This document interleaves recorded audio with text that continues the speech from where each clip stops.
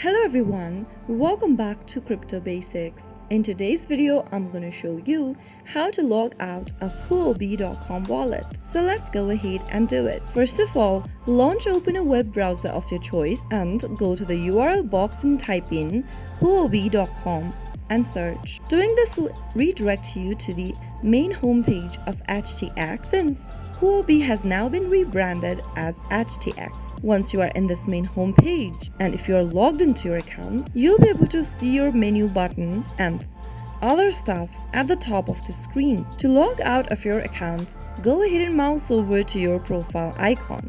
Now, at the bottom of the pop-up menu, you'll be able to see the logout button.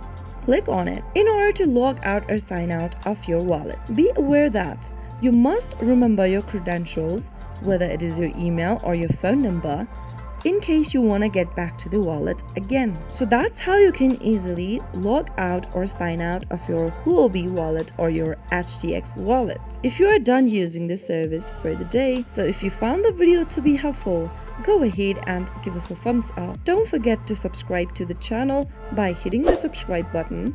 Also press the bell icon so that you'll never miss another upcoming upload from us. I'll see you again in the next video.